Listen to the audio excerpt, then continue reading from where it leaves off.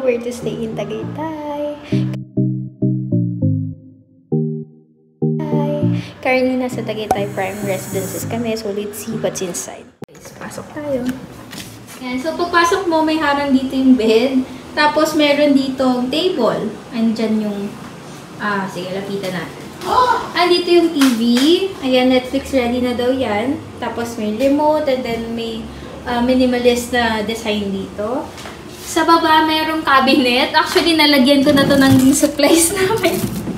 May mga gamit na siya. Ayan, susi ng room, aqua flask, and then yung ano namin. Tapos may mga frame dito, nakadagdag ng style sa room.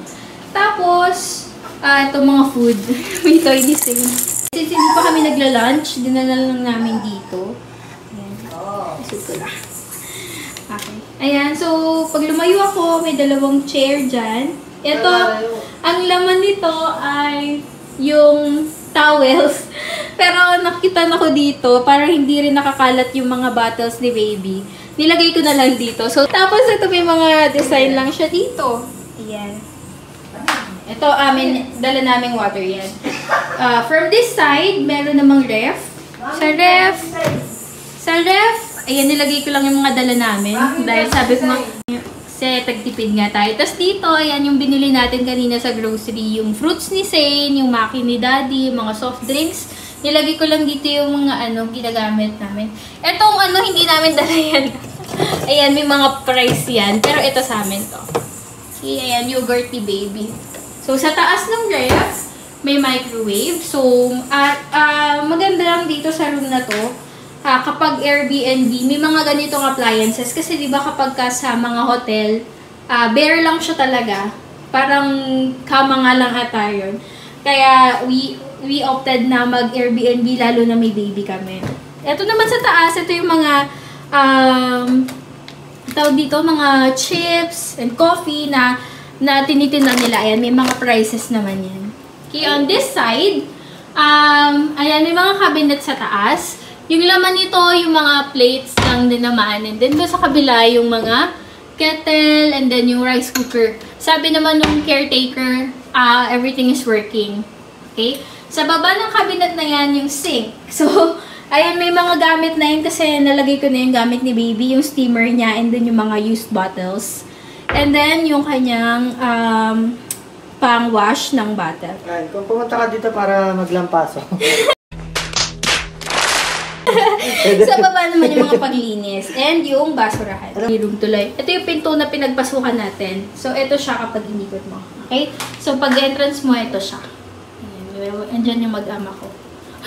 Nanang gugulo, diba? Okay, ayan yung room ha. Ito yon. Ay, ano ba? Room. Ayan yung entrance ha. Ayan yung entrance. Pagpasok mo, yan yung makikita mo. Pero dito sa side, may dalawang pinto. Actually, nung una, nagtataka rin ako bakit may dalawa. Since hindi kami sanay na magkahiwalay siya. Pero on this first door, ito yung shower room. May chinelas ni Dad. Pero may shower room. Okay na, gusto lang namin dito rin is may, may heat technology. Ayan. Maliit lang siya talaga. Very compact. Kasi pinaghiwalay nila, diba? So, I think, less space yun. Okay, sara ko na to. Okay, nandito lang yung switch. Sige, on ko rin. Dito pala. Okay, for the next door. Ayan, ito yung kabilang door. Ito siya sa loob. Dito yung pinaka-CR niya mismo. Yun na talaga. Yung mga kailangan mo. Ayan, may sink, may mirror, and then yung mismong bowl, and then, basurahan. So, very, lang siya, compact din. Okay? Then, yung door na yan. Pagpunta mo dito, eto na po, yung upuan. Eto yung, eto yung towel kanina na sinasabi ko na, na pinagtanggalan ko yung parang, sa basket. So, nilagay ko lang muna siya dyan. Tapos, ayun yung stroller ni baby, siningit ko lang. Tapos, yung upuan. And then, yung mirror na love ko. So, ayan, may 2 mirror siya dyan. So, kung makikita nyo sa background ko, yan yung mga pinakita ko kanina na table and then yung TV. Ayun, nagustuhan ko to, yung mirror na to. Ayan. Okay, so yan yung parang pag-uupuan mo kapag nanood ka ng TV dito. Okay, next! Ayan, meron siyang lamp dyan. Ang ganda, ang cute-cute ng lamp. Sa tabi ng pinto. Ayan yung pinto lang pupunta ng, sa room mismo. Ayan, kung makikita niyo yung bed, pull out bed siya. So, meron pa siya sa baba. Nilala ko nga ni Daddy si Zane. Diyan daw siya sa baba. Pero syempre sa tabi naman namin siya talaga. Yung mga nakakalat lang na mga toys ni baby. And by the way, yung bed ay lang siya. Double. So, medyo maliit siya kumpara dun sa bed natin dun sa house. Kasi queen size yun eh. So, siguro, siksikan na lang kami. Or, hindi, malikot kasi matulog si Zane. So, baka i-pull out na lang talaga namin to. Ayan, may cute siya na frame dun sa headboard. Sa taas ng headboard. Ito. Transparent siya.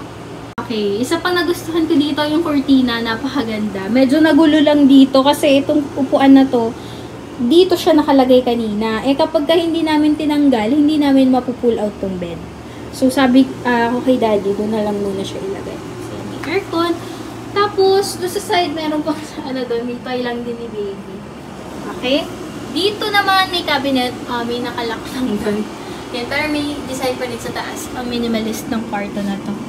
Ito naman sa loob naman ng cabinet. Ayan, yung mga gamit namin, yung mga damit, nalabas ko na siya from, the luggage. Ayan. And then, kung nagtataka kayo, bakit wala yung luggage? Andyan sa gilid. Kasya siya dyan. So, dyan ko nilagay para hindi siya magulo tingnan. Okay? Okay, ang isa pa sa magandang ng room na to is, meron siyang balcony. Ayan. So, pwede ko i-move to siguro.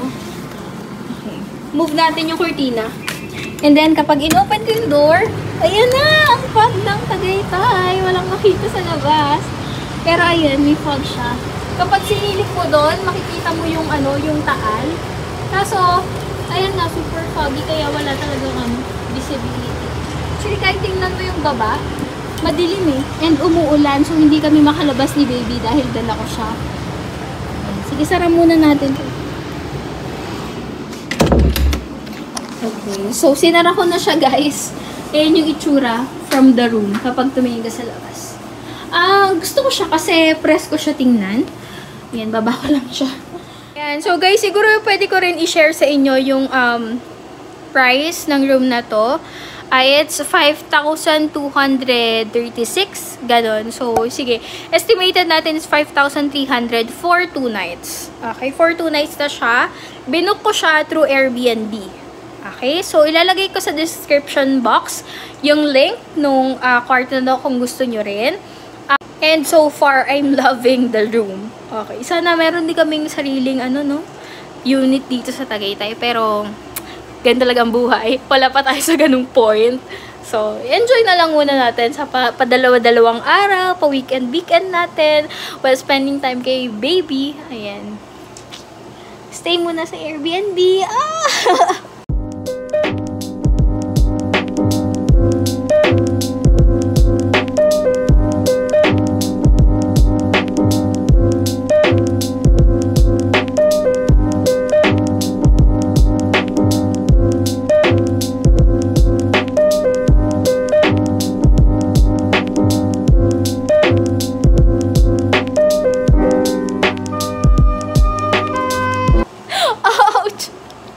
Ayan. Yun lang guys. Thank you for watching. So, where to stay Tagaytay in Tagaytay Prime Residences. Twice na kami pala dito ni Daddy. First, napunta namin dito. Hindi sa room na to yun anniversary. Pero, ibang room yun. So, nag-try ulit kami ngayon on a different unit. And kasama na namin si baby!